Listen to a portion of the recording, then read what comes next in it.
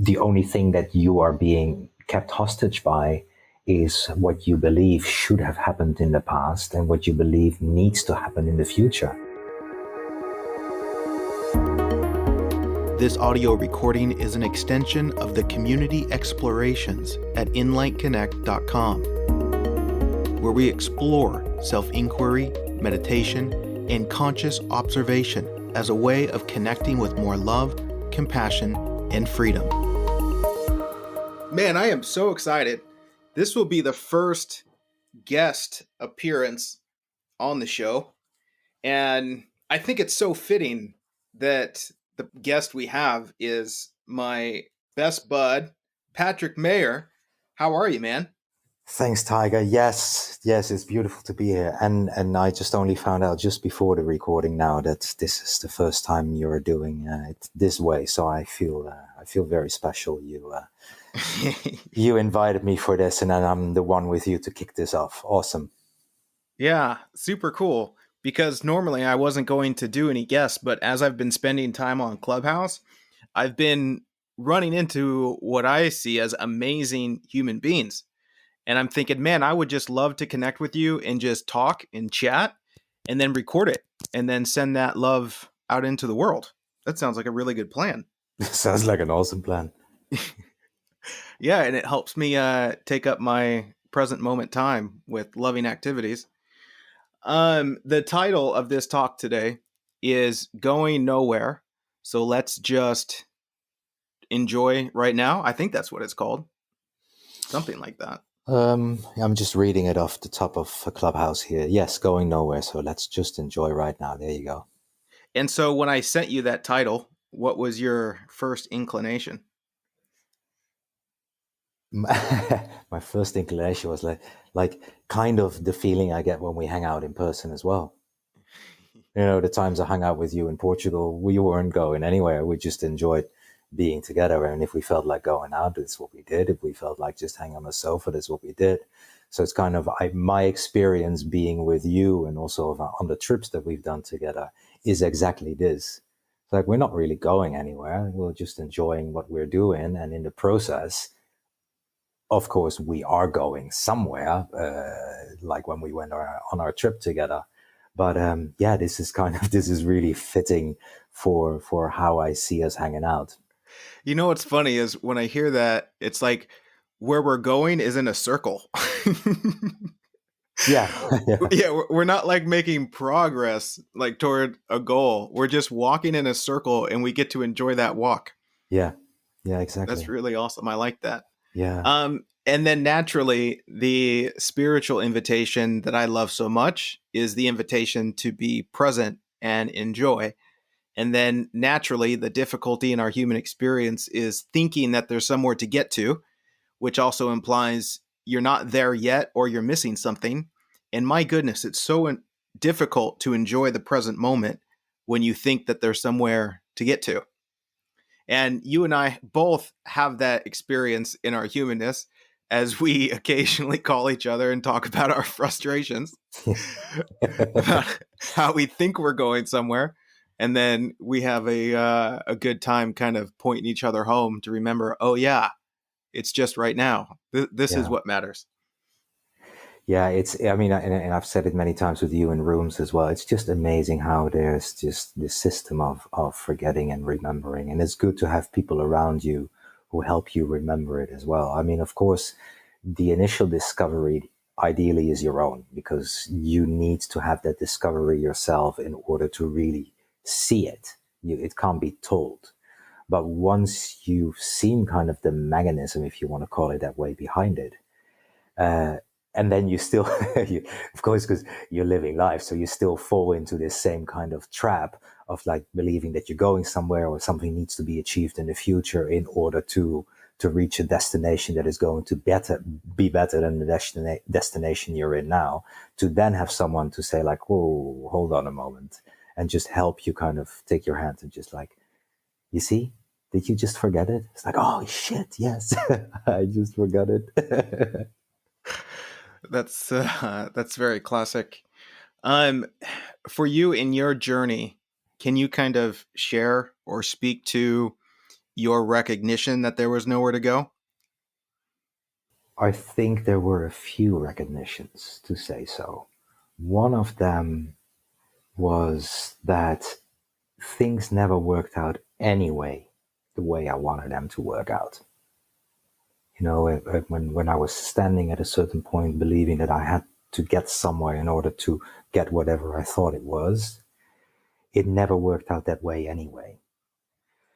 So I came to slowly realize, like, it doesn't matter. I might as well just be here now as much as I humanly can, because wherever it is going anywhere. So there is, in a sense, nowhere to go. At least there's nowhere to go when it comes to me trying to get somewhere.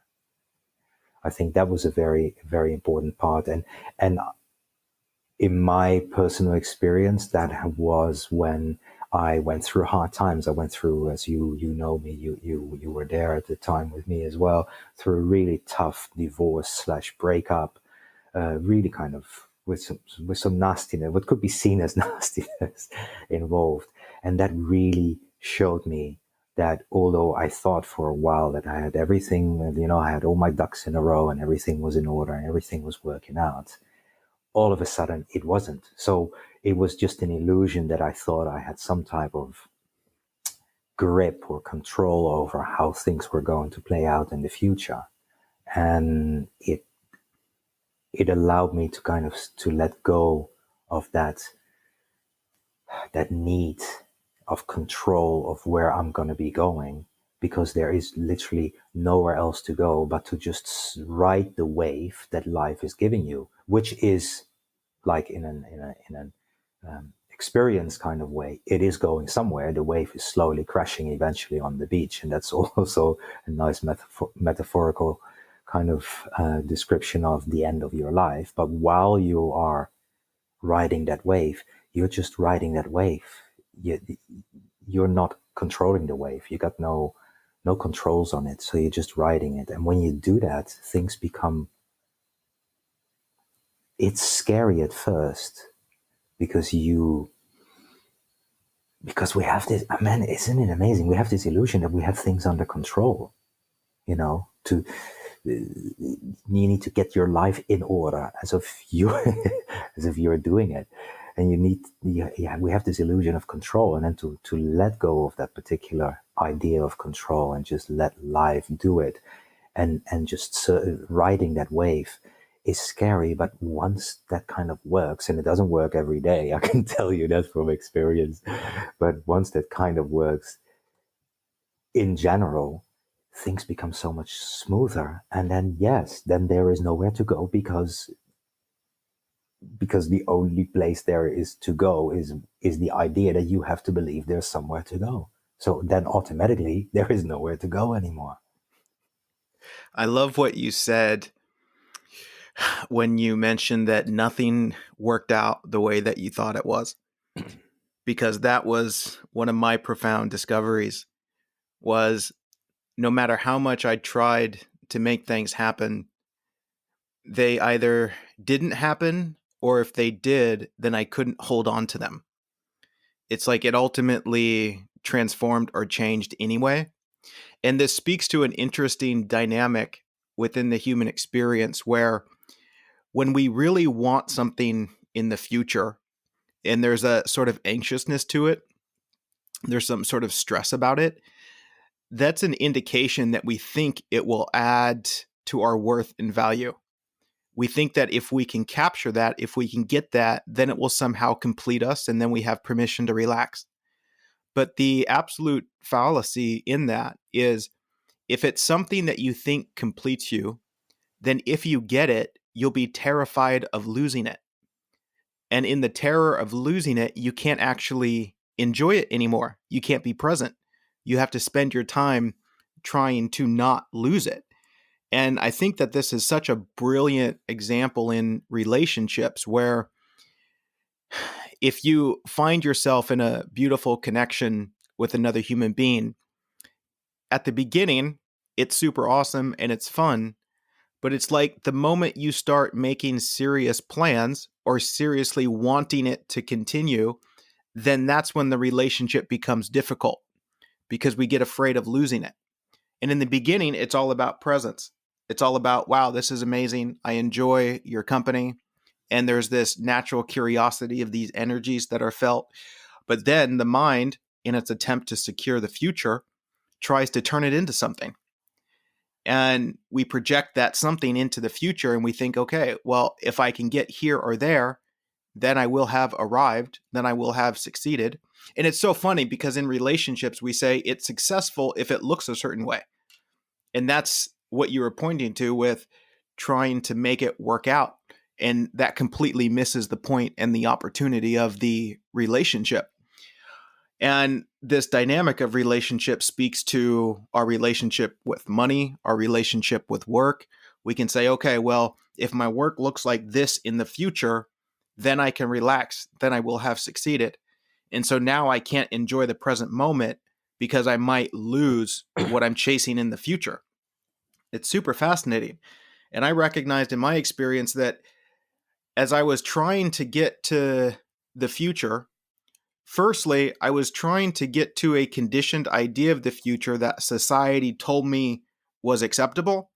Society said, if you do this and this and this, then you'll fit in, then you'll get love, then you'll be approved of, you'll get all the special prizes in the world. But I didn't really necessarily resonate with what was at the end of the tunnel, but I thought it was required. And so I was working hard, so to speak, at something that I wasn't really interested in so that I could get the prize in the future. And what I noticed was I was just spinning my wheels. Like no matter what I did, I was spending immense amounts of energy and time on things that ultimately went nowhere. And I remember this, then also what I noticed is no matter what happened, my present moment was always taken care of. And you'll recognize this too. It's like, even though nothing worked out how I thought it was going to work out, I was always fine. Not my ideas were fine, not my false sense of security in the future was fine, but my present moment was fine. It's like somehow, some way, life took care of the realness of what I am. And then in recognizing that I realized, man, I'm just spinning my wheels, doing something that I don't really want to do, and ultimately going nowhere, and it's still working out, just not in the way that I think. And so then I had the brilliant thought, what if I just spent my wheels doing something that I enjoy doing? Would I still be taken care of? And that's how it's been, for the past 12 years. It's like, you know what? I'm going to leave this company that I created, and I'm going to focus on doing something that I authentically enjoy doing rather than just trying to make money, and see if it still works out. And here I am in the present moment, completely whole, abundantly taken care of in right now. My future is completely unknown, but the present moment is just fine. And nothing has gone how I thought it was going to go. It's amazing. Yeah.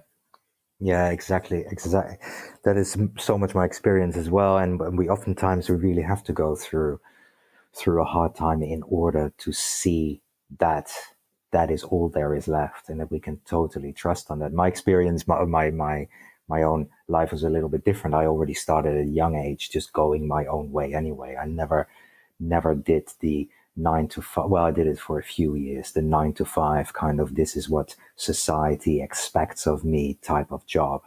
In a way I did, but just for a few years. And then, as you know, I went traveling and I became a dive instructor, and I lived on tropical islands, and I went to the most beautiful countries in the world and just lived there and hung out in my swim shorts on beaches. So I did for a long time what I wanted to do. However, I was also trying to find something in that experience.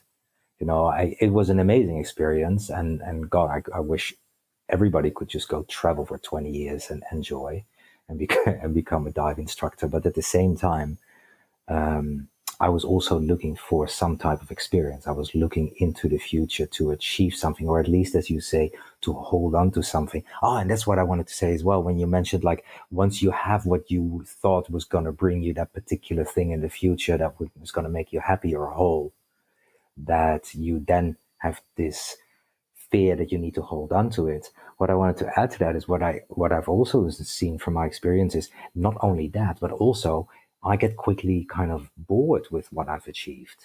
And then I need to achieve something else in order to get a better sense of fulfillment in the future. It's like, and it's like, once I have what I have, that what I seem to have is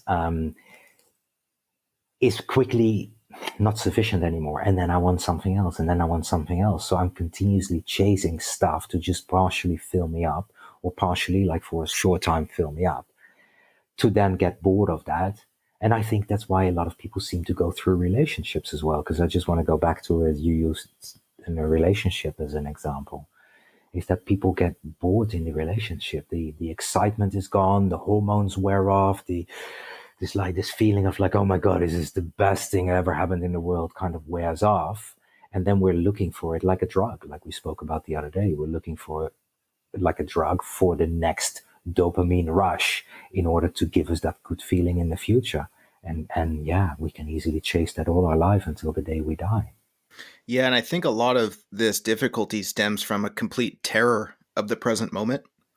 And this is something we've discussed in length, just how there's this vast emptiness in the present moment, and that terrifies the ego. That absolutely terrifies who we think we are. And it's, man, there's so much we could dive into here, but from an illustration standpoint, it's like the way that the ego survives is through adding onto itself. And in the present moment, there's nothing to add on to the ego. And so in the present moment, the ego starts to see its own disappearance. And that is absolutely terrifying. And that's often why we have a very difficult time just being still, because we start falling into this collapse of who we think we are. It's like, I can't find myself here. I need to go and find myself. And man, that's such a good point. And I talk about this all the time, that the quest that we're on as human beings that's confused is that we're trying to find ourselves in the world. We're trying to answer the question, who am I, through the acquisition of things, which is really just the acquisition of thoughts. And let me be scattered here and just speak to that for a second and invite those that are listening to recognize that everything you think you acquire in this life is really just acquiring a thought about yourself. And just see that, like, to go out and be stressed and to get a degree, what you're actually acquiring is an idea about yourself. Or to go out there and stress yourself out and make a bunch of money, what you're getting is a thought structure about who you are that attempts to identify you. But as we experience through our direct experience, that it doesn't matter what you achieve, ultimately that story about yourself fails. And the reason that it fails is because it's not true. And this is what fuels the seeking on to the next thing. It's like you recognize, I thought I found myself and I lost it, or it's not there, or it's not sufficient. And so I have to find myself in some other way. And this really fuels the seeking of running around in the world, trying to capture things, which is really, and again, for me, it's fascinating. It's really just trying to capture thoughts about myself. And this really speaks to the invitation to see the profound difference between what is real and what we imagine to be real. Because we imagine all of these things about ourselves, I'm this, that, and the other, and we think they're real things, but they're just thoughts. There's no life to them. There's no substance to them. And so ultimately, as we cling to them, we fall back into that emptiness as they evaporate. And then we either get intimate with that emptiness of right now and make peace with it, or we run away from it and have to go find ourselves.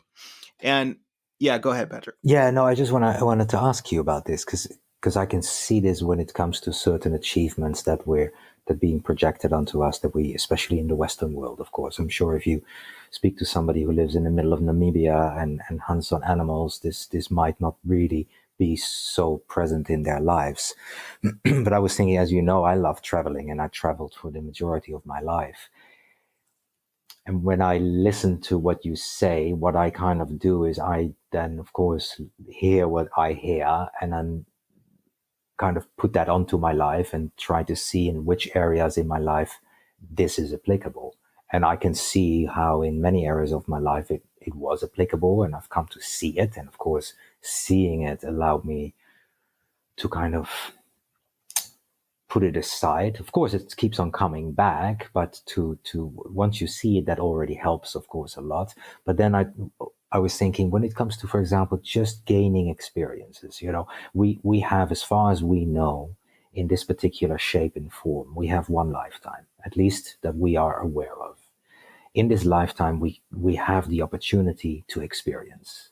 I mean, I'm sure it's beautiful to be the universe itself, but there's a reason why the universe put us out here, and we are allowed to have all these experiences. So taking that and putting that onto traveling, what I notice is that I have a real desire, and this is why Corona, of course, time really sucks, because I can't really go anywhere. It's like, how does this work with my traveling? I really want to travel. I really feel like, in a sense, I need it. I know from a spiritual point of view, if I'm super zen about it, I know I don't need it because I am already everything. Yet I really desire that experience because, in a sense, I feel like I can be dead tomorrow, which is fine, but I want to see this magnificent world. I want to see more of it while I can in this lifetime that I'm aware that I'm alive.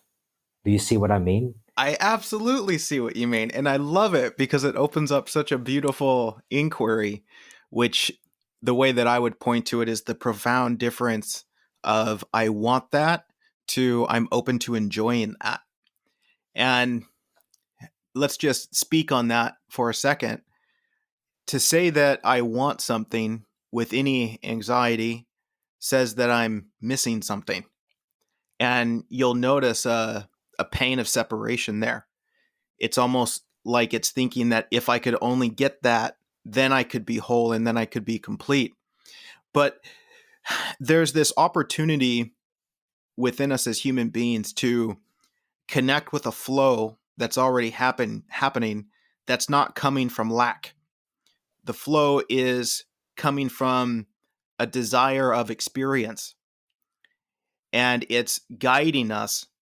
But oftentimes the mind and the ego structure misidentifies that and turns it into a want rather than an openness to allow life to take you there. And like you said, we all have this sort of movement to engage the adventure in some way. And I think that speaks to our uniqueness of humanness. Like, we all have different interests, we have different passions, we have different things that we enjoy. And for me, I see this as all of a divine exploration. It's like the divine is experiencing itself in all of these different ways. Like in my experience, I have this somewhat maybe an intense passion in speaking to these things. It's like it just fires me up to use language to expose the miracle of life, to see beyond the illusion. And that's not something that I chose. It was just in me. And I think this is also super important to recognize that all of these desires or these sincerities, these interests, these passions, these gifts, you don't decide that. You don't say, I decide that I like painting, or I decide that I like traveling. It's like you recognize it's already inside of you. And this is important to see because it's almost like recognizing it's life happening inside of you rather than you. It's not personal. And then as we kind of recognize that there's this sincerity within that is, I wouldn't say pulled, but I'll say moved to look in certain directions. And the more that we have the capacity to be present which is seeing the truth of what we are, then these movements have a lot more freedom to them. And I would suggest that they have a greater probability of becoming manifest because we're not attached to them. Yeah. And so it's like, it's like the desire for relationship. There's a natural pull to be in relationship, but you can see how easy the mind identifies with that and paints a picture of what it should look like rather than staying intimate with that movement within that is really just an openness. Do you see what I mean? Like that distinction between a pull and a movement? It's almost like saying, look in this direction, but don't cling. Yeah. I think it's such a sweet illustration because we can like take our desires or our sincerity personally and then think that we have to have it be manifest or that it has to look like this or has to look like that. Because often in my experience, I'll find my attention or sincerity being moved in a particular direction, but really it's just life inviting me to look in a direction, but then it changes. Yeah, I know, but what I just want to say about that, what I also, as you're talking now, where I see the big difference is, in that case, it also goes that direction even when you don't think about it. Whereas with the things that you believe you need to achieve, you only go into that direction when your thoughts are focused on them. The moment your thoughts are not focused on them, life is not bringing you there. But the things that you truly desire, the things that you really want from a point of that, from a point of resonance, whether you think about those or not, it seems to head that direction anyway. Yeah, absolutely. There's like a cosmic flow. But again, in our identification with it, we get restricted and we fear that it's not going to happen. Yeah. Because we're wanting it rather than being open to it. Yeah. And as far as I'm concerned, all of this becomes resolved the more you just see the truth of what you are, which is also seeing the truth of what you're not. And so like, rather than trying to figure out how to manage this flow or how to even be in alignment with it, I would just invite a stillness or a self-inquiry that's willing to investigate that. Yeah. And I'm sure that that's been your experience too. It's like in your discovery, you've realized what you're not, and then you've stopped chasing what you're not because you see that it offers no value. And what you're not always exists in the future or in the past. It's amazing. Yeah, absolutely. Absolutely. And once you manage to kind of drop that, man, the sense of freedom, the sense of internal space and liberty is massive, because I mean, the only thing that you are being kept hostage by is what you believe should have happened in the past and what you believe needs to happen in the future. And those are such restrictive thoughts that when you find yourself in those moments or prolonged moments where you don't have those, man, it feels like you just got yourself from underneath a truck. You feel free. You feel spacious. Yeah, and you can recognize that to truly be free, it paints a picture of not wanting anything. Yeah. Because if you're wanting something, it's like saying I'm not free yet, or I'm almost free. Yeah, and not only the want in the future, but even how the want, how things should have gone in the past. I mean, the amount of thoughts I've also spent in my life on, I wish this and this had not happened, or I wish that and that had happened differently. You know, the ones, they're probably even worse than the ones from the future, because the ones that you want for the future, they have this illusion that you can still control those. You can head into that direction. Whereas the things that you wanted to be different from the past, they're already gone. There's literally nothing you can do about those anymore. And they can feel even more frustrating than the ones you have lined up for the future. Because as I said, somehow we sometimes believe that in the future we can actually achieve our wants. And sometimes life aligns with us and our perceived ones, and we say like, hey, you see, I have some type of control. Until, of course, yes, the illusion. I see it like these roads that sometimes just match, and then I'm making a movement with my hands you can't see, but you know, you got these roads that they come together for a little bit and then they part ways again. Or maybe life is just one kind of line and you just sometimes ride that wave of life, and but instead of realizing you're riding the wave of life, you believe that life is giving you what you want. And that you have this false illusion of, hey, you see, I've got some control. And right at that time, your road steers away from the path of life and you're like, oh no, shit, I don't have any control, and you get frustrated again. I like the inquiry of seeing how trying to change my future is also trying to change my past. I'm trying to, we can try and change the story of the past by changing the story of the future. And I think it's wise to recognize that our past is only an interpretation. This is something that I find to be super profound, because traditionally in our human experience, we're so convinced that the way we see things is the way things are. And because of that, we try and change the way things are rather than changing the way that we see things. Mm. But when you begin to see that the way things are is so beyond the mind's capacity to understand and see, and you're not actually experiencing what was, you're experiencing a particular perspective. And this is probably a whole nother episode, but your emotional response isn't responding to what was, it's responding to the perspective.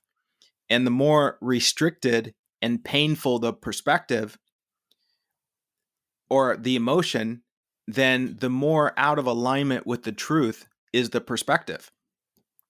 And so the painful response is simply an invitation in the present moment to heal the perspective.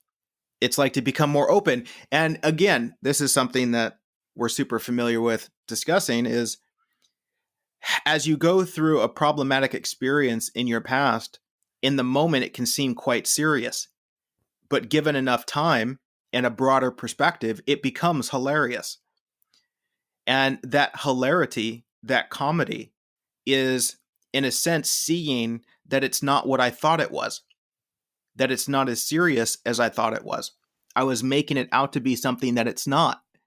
And this is the conclusion that I've come to in all of my painful experiences of the past, which is that it's all hilarious if I'm willing to see the bigger picture. But the comedy is that the more I'm attached to who I think I am, the ego, then I want it to be serious. And the more I see beyond the ego, who I think I am, then it becomes, hilarious. It's kind of like, what's that word? Feeling humiliated. It's like you only feel humiliated if it's about you. Yeah. But if it's about somebody else, it's funny. And so this is the thing in taking it personally. It's like when you think it's about you, it becomes terrifying. But when you see that it's not really about you, which is like saying it's not what you think it is, then it becomes hilarious. Yeah. Yeah. That's so classic. And I just scheduled a live video for next week called Relax, It's Not Personal, Let It Go. And that'll be just a beautiful exploration in watching how much we try to make things personal when clearly they're not. And again, on the point of what we're talking about, making things personal is like trying to find yourself in the future. And this is something that the ego is constantly doing. And it's hilarious if you watch it from a detached space that doesn't think it means you're wrong.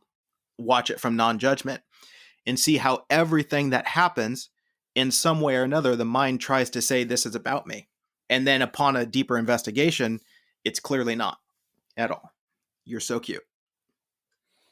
Yeah, that's well, I mean, there's many parts, of course, of the spiritual journey, but the one that you just mentioned is also one that gives so much freedom. This sense, this feeling of spaciousness and freedom on the inside, the amount of energy, if we could measure scientifically the amount of energy that we're spending on the illusion of holding on to ourselves and finding ourselves and believing who we believe we are, and all, and then attached to it all these little things, somebody says something to us, we take it personally. There's so much energy in all these areas being spent, this particular energy that we have in a day. Once we don't spend that energy, no wonder we feel a massive liberation from the inside, a spaciousness, because all of a sudden all that energy is not being used. It's like switching off all the lights in the room. It's like, Yeah, it it's almost often like you got this really annoying noise going on, and you just switch off the noise. And oftentimes, you know how this is when they're like working in the garden somewhere, and there's this continuous noise going, and at some point you don't even realize the noise anymore until they switch it off, until the machine goes off, and this feeling of like, oh. Whoa, I didn't realize how noisy it was until the noise was off, and I get this feeling of spaciousness. I don't know if that is your experience. No, absolutely. It's the same illustration of carrying around a 50-kilo backpack your whole life and not Yeah, realizing you have a backpack on. yeah, And then you finally take it off and you literally feel like you're floating. yeah, yeah, And in retreat, you've heard me, tell the story of arriving at the gates of heaven. yeah, yeah, And, yeah, yeah, and yeah. I'll just briefly tell it for the listeners. I love this illustration. It's like, as a human being, we go on this quest to find ourselves or to find heaven. And so we leave home and we bring this backpack on our journey. And then we finally find the gates of heaven. And then there are all the angels saying, "Hey, welcome, come on in." And as you approach the gates, they point to a sign that says, "We have a no backpack policy." and and then naturally the invitation is to let go of the things you're carrying, and then you can come into heaven. But what we do is we look in this backpack and we say, well, I can't let go of this because this tells me who I am. I need to have this idea about myself. I need to have these ideas about my parents. I need to have these ideas about my past, these fears about my future.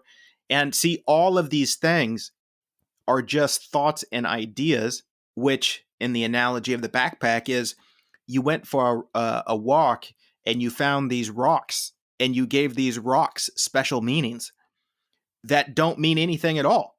And then you put these rocks in your backpack, collecting them because you think that they have meaning. And now you're afraid to let go of them. And so likewise, we're afraid to let go of these thoughts that we have. And again, this speaks to like the resentment we might have for other people, the blame, the unforgiveness. This is all thought activity that's trying to hold on to who we think we are. And life is inviting you into this space of freedom where what you are is just completely untouched by thought. And granted, that can naturally sound abstract for those who aren't familiar, but it's just such a beautiful invitation to let go, to see that what you're carrying is a backpack of rocks that actually don't have any meaning at all. Yeah, and then not only that, it's also intertwined with everybody else, because everybody is wearing these bag of rocks. And when you take off your backpack full of rocks, the other people are going to be pissed off with you that you Yes, took off your backpack. You took off your backpack because now all of a sudden they don't really know anymore who they are because you were one of their anchor points. We use everything in our life as a certain kind of anchor point. It's almost like everybody else and everything else in our life, in our immediate environment, and maybe the second level around it, are kind of like satellites floating around the earth, and we are the GPS device. And without these satellites, we as a GPS device don't know where we are, who we are. So one of these satellites for some reason doesn't work anymore, which is you taking off your backpack with your rocks. All of a sudden there's a gap in my navigation system. All of a sudden my GPS just starts to flicker and I don't know anymore where I am. And many times people don't, therefore they want, people want the best for you, but they but they only want the best for you up until the point that it's not the best for them anymore. Yeah. Yeah. And this is such a great invitation to see how we are doing that to And others. oh yeah, oh absolutely. And there's a quote, I forget who it was from, but essentially it said, I think it was Adyashanti. He said, in order for you to be free, you have to first let everyone else be free. Mm. And this is so profoundly true that if you're not allowing everybody else to be free, then they are your prisoner. And if you have prisoners, you cannot be free because you have to spend all your time watching over your prisoners, Yeah. which is like making sure that they do what you feel like you need or want them to do so that you don't have to, I guess, see your own illusions. And this is what we do is we put people in boxes so that we can know ourselves. We say, okay, I need you to be this so that I can know who I am. And the disaster of this is you're literally saying, I need you to be what I judge you to be. I need you to be my excuse for withholding love. And that's really quite violent to not allow other people to be free. And part of the difficulty in this is we think other people disturb us. We think that we suffer because of other people not being how we want them to be, which is to completely and innocently misunderstand the human experience. That suffering is a result of our own innocent and adorable confusion about what's real, more so than it is about life not going how we want it to go.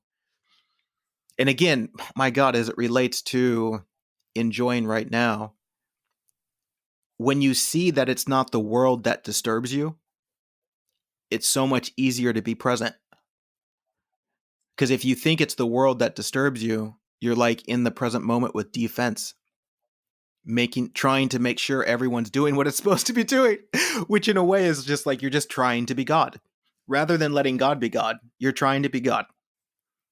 Because you want to support your character, you want to survive your character, rather than letting it die and entering into heaven.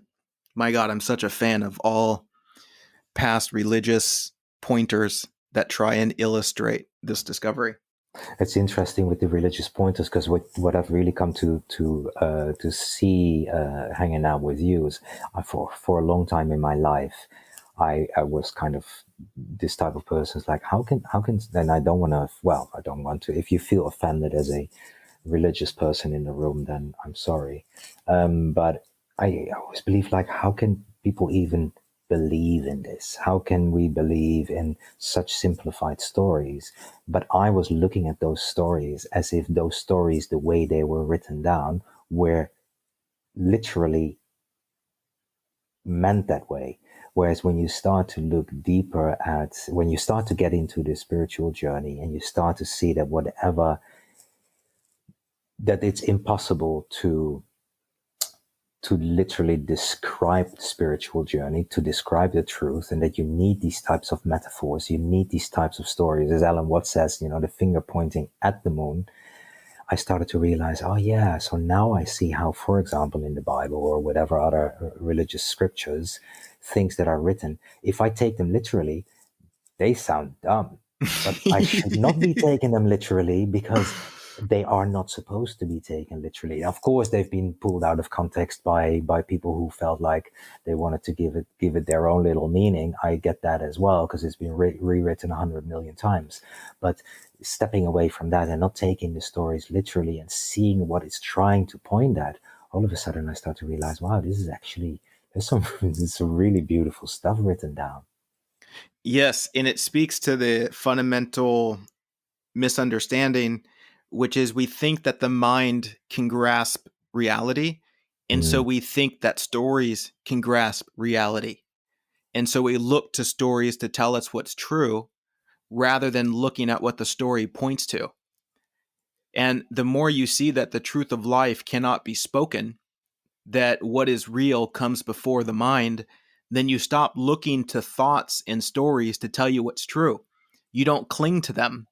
You see what they're pointing to while knowing that the story itself is somewhat empty.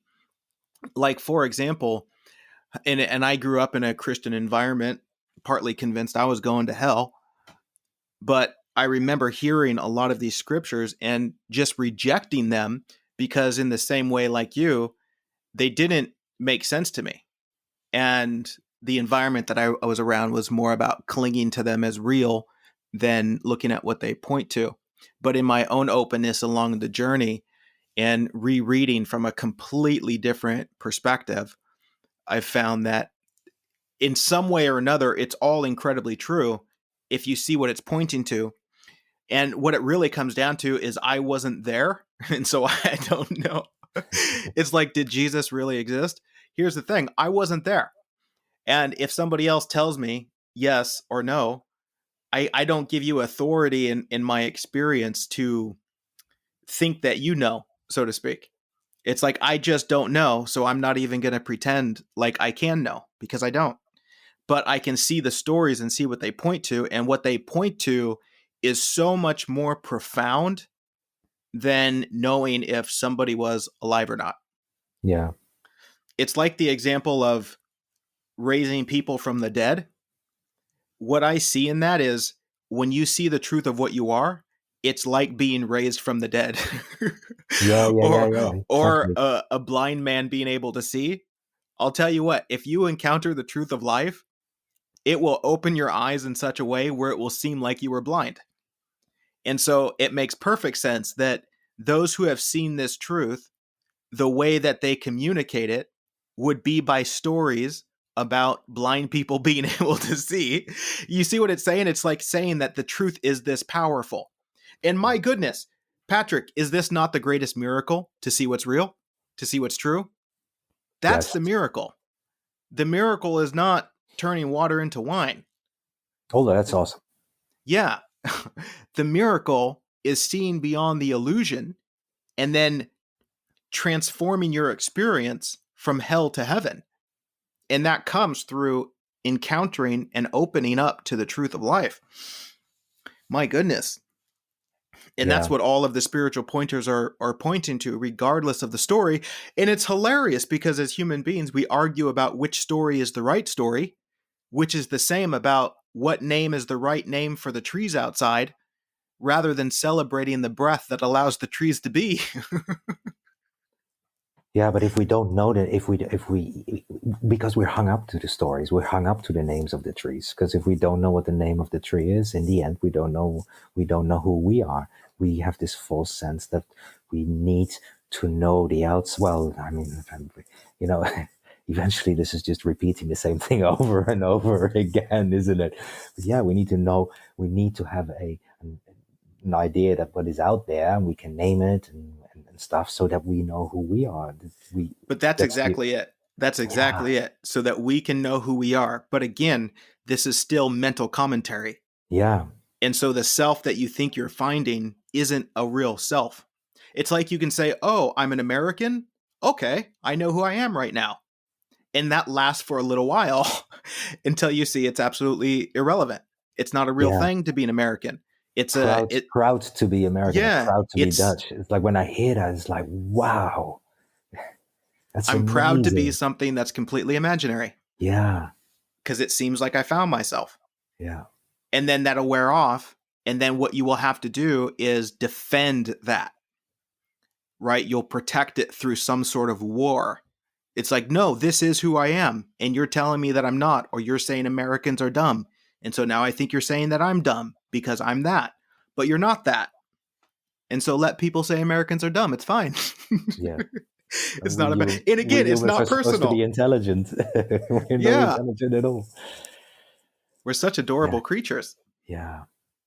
And this is what we're doing. We're running away from the present moment, trying to find ourselves in thought by collecting new ideas and even collecting experiences that we think says something about us. It's like saying, I want to be a traveler. Now you have an idea about yourself that comes with an image, and now you can't enjoy the traveling because you're collecting ideas about being a traveler, and then you're posting it on Instagram hoping people see. Yeah. See, I found myself. Yeah, that is an interest, like what we spoke about earlier, and this is what I'm also looking at myself. Like when I travel, am I really honestly doing everything while I travel just because that is what I feel I want to do? Or is there that part in me as well that believes like the more experiences I have, the more I kind of can boast about that to people around me, and the more I am apparently someone. And that's a very fine line, because I think there's definitely times where I I notice I need that outside confirmation, like, oh, what you do is so awesome, you know. But at the same time, that feels good. But at the same time, I would still do it even if I didn't get it. That confirmation sometimes seems to be kind of the the icing on the cake. I don't do it for it. I do what I, because I love doing it. But then when I get that particular confirmation, it just feels a little bit of extra better. The Does that make confirmation. sense? No, tell me again. What do you mean by the Okay, so confirmation? for example, traveling. I love traveling. I love just going on my own, take a backpack and just go. I love doing that. Then when I post photos, for example, I just want to use that example that you just came up with. When I post photos and people are like, oh, it's so awesome what Yes, you're yes, yes, doing. yes. That is the little icing on the cake. I don't need it, but it kind of almost reinforces like, yes, yeah, I know what I'm doing. It's awesome. And you see how that just feeds the ego, but it's adorable and Yeah, it's yeah, fine. There's no problem. It's yeah. like I was having an experience the other day where I was laying in bed and I was reading a message from somebody that they had sent, and essentially they were saying every night before they go to bed they listen to this particular meditation. I think it's the life, love, and healing. And then after they listen to it, they send so much love and gratitude for me in doing what I do, right? Sending love and gratitude to me. And I thought it was so cute because I don't feel that. It's like when you send love and gratitude to someone, you're actually sending it to yourself. You're Hmm. allowing yourself to feel love and gratitude. It's like when you like something, you're not actually liking something outside of you. You're liking your experience with it.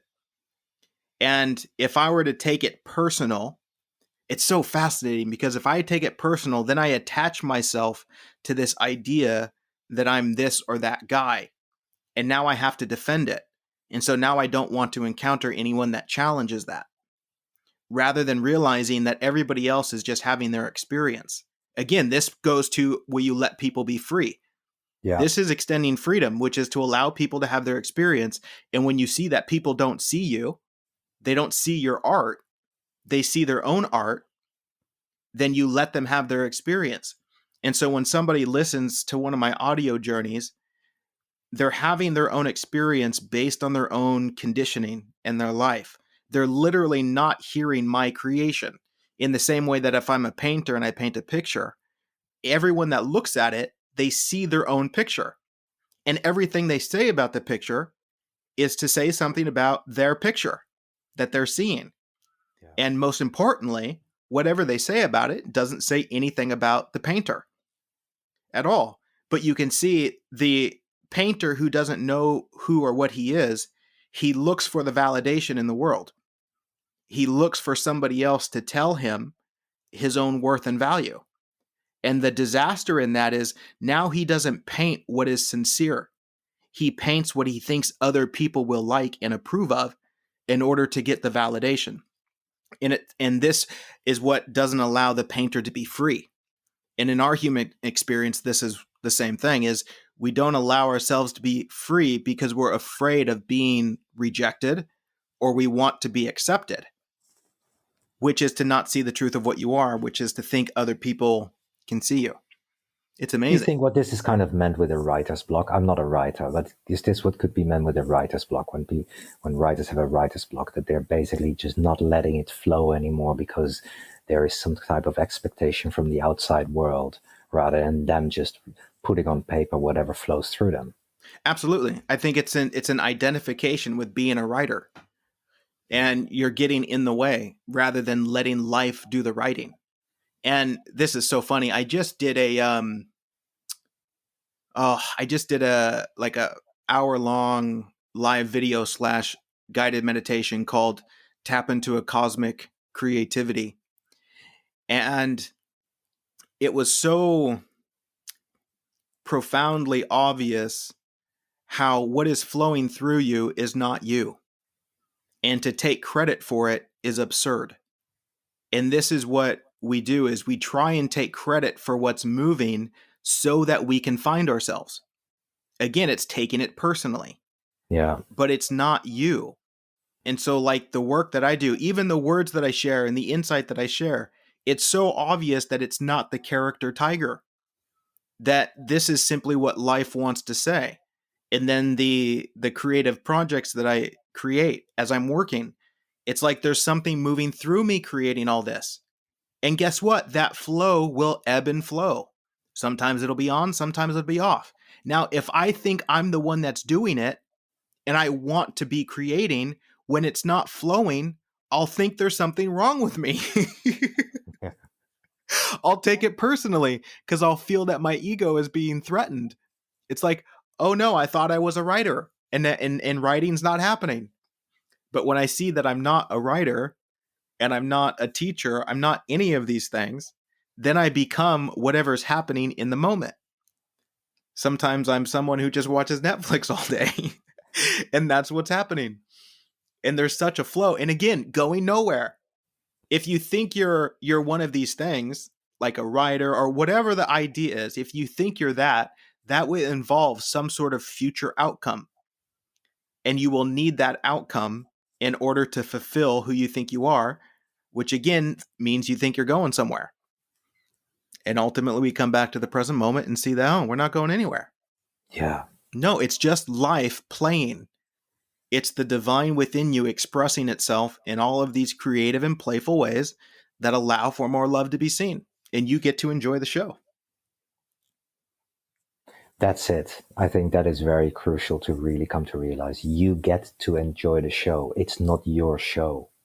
You Exactly. get to enjoy the show that is being broadcasted basically through you. And when we believe we are the show, we believe we need to entertain the show.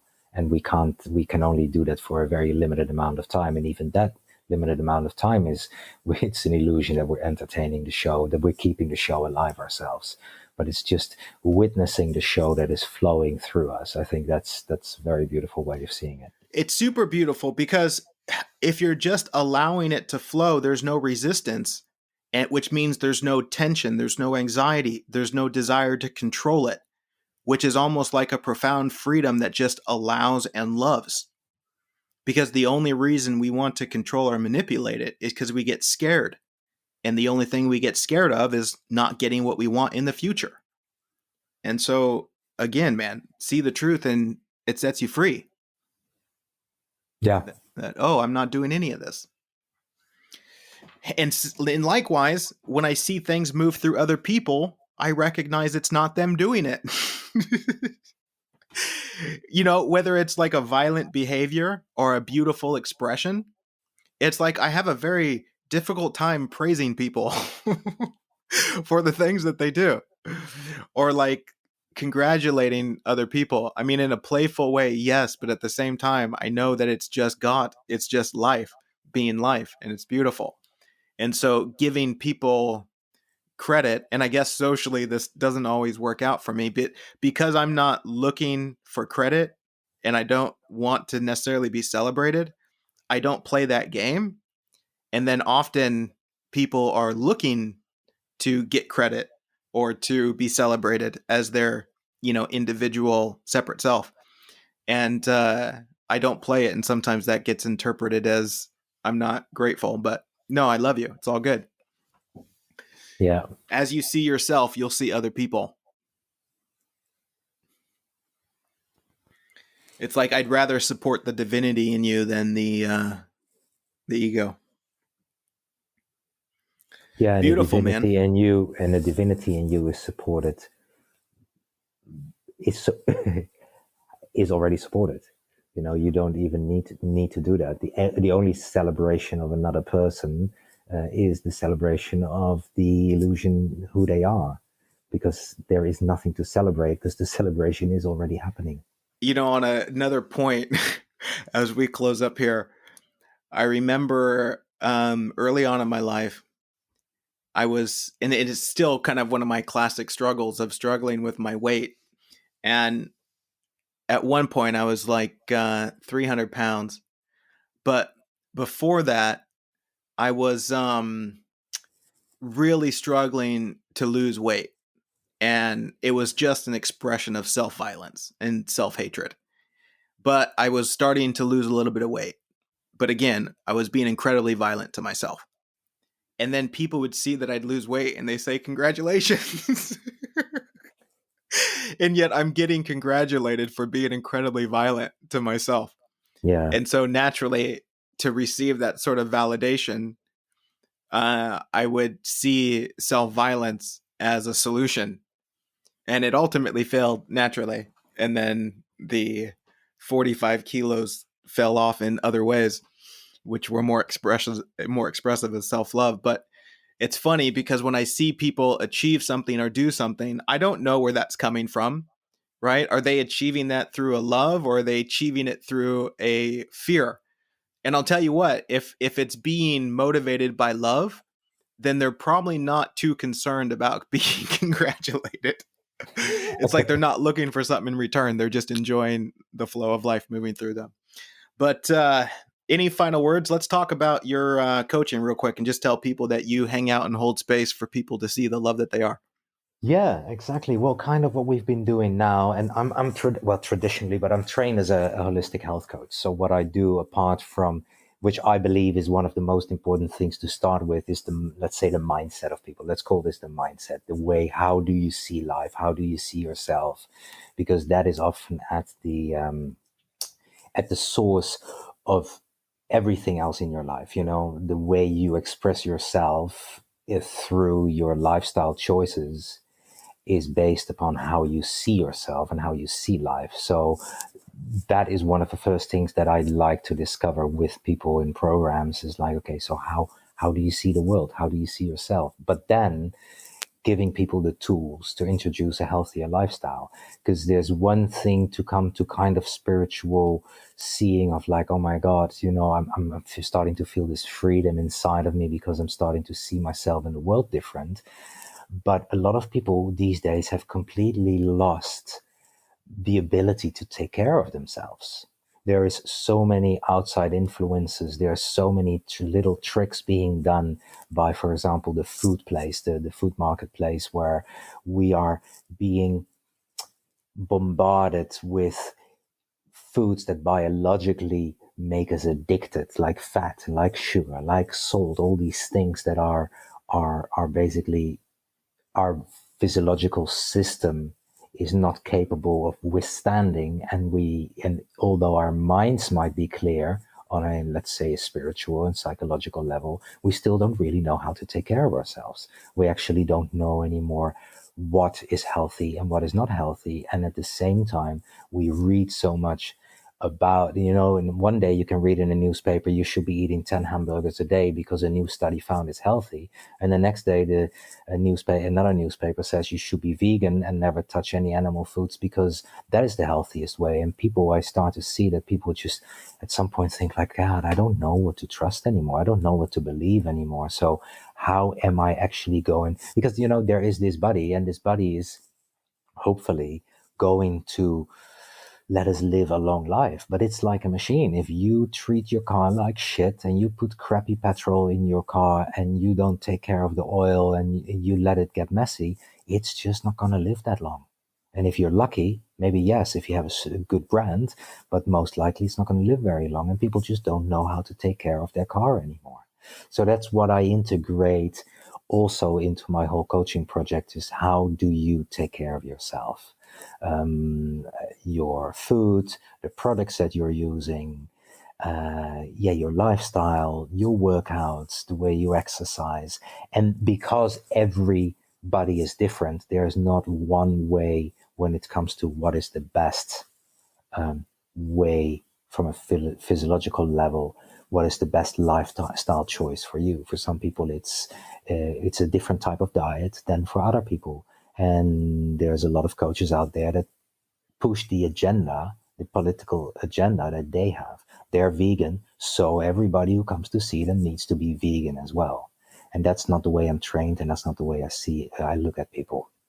I may be vegan, which I'm not, but I may be vegan, but not advocated to somebody else for whom it simply doesn't work. So it's kind of a complete holistic approach to health, mental health, and physical health. It sounds like letting go of the world and coming home to Yeah. listening to your heart's sincerity. And that's been my journey too, is letting go of what the world says I should do or shouldn't do. Again, because I was just seeking a validation, but really just listening to my own being. And it was constantly changing. It's like, oh, look at this. I'm interested in yoga right now. That's weird. And then next week it's gone. And now look at this. I'm just doing push-ups and pull-ups all day. That's weird. There's such Yeah. a natural flow where the body will speak and say what it's interested in. But we're so inclined to attach ourselves to an idea that says, well, I'm this or I'm that. And it doesn't allow for any fluidity. And life and the truth of what we are is so incredibly fluid and spontaneous. And I just find that Yeah. that's beautiful. Yeah, I do know what I notice, for example, because we're having a lot of these conversations. What I notice is that if my I mean, in the end, it's all one system. So if I'm mentally not doing well, most likely I'm not really taking care of my body so well.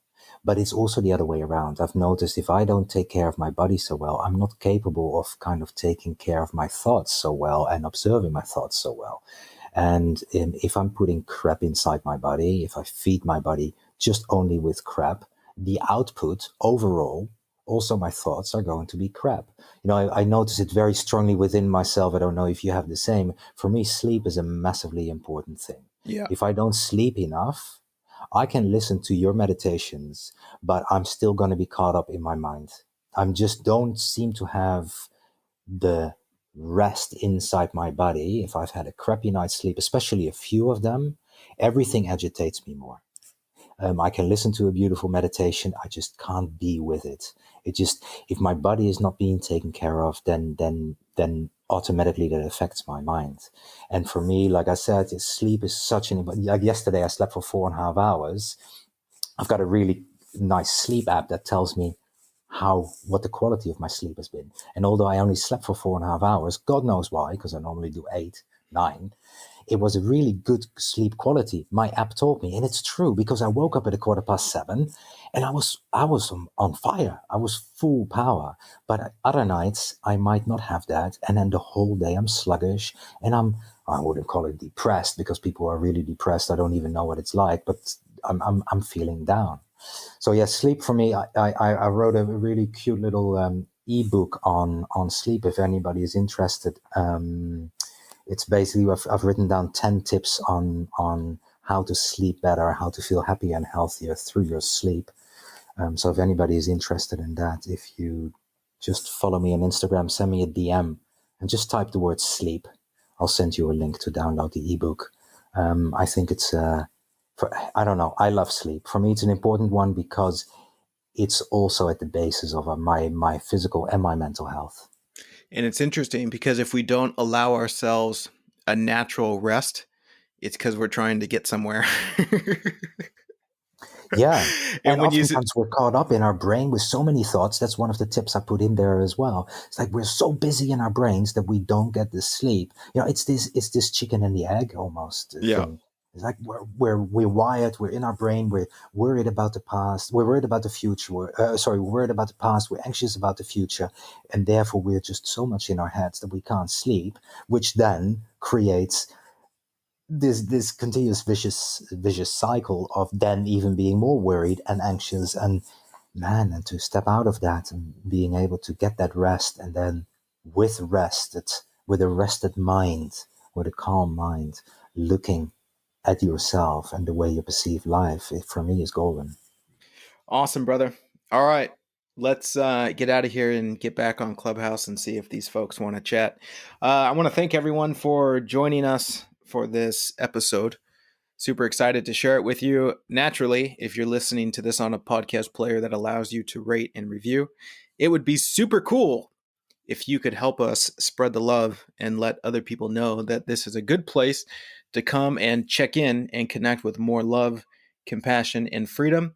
And if you're not plugged in with the Inlight Connect community and you would like access to awesome meditations, event recordings, live videos, and also connect with beautiful, heart-centered life explorers, I invite you to check out inlightconnect.com and get plugged in. We have our own phone app where you can connect there and stay updated to the schedule of events happening, along with sharing your own discoveries and reading about others. So awesome. Until next time, aloha and cheers to the beauty that you already are. Cheers, Tiger. You've been listening to an Inlight Connect audio experience. We hope you've enjoyed this journey. If so, let us know. We deeply appreciate all feedback, comments, and reviews. Learn more at inlightconnect.com.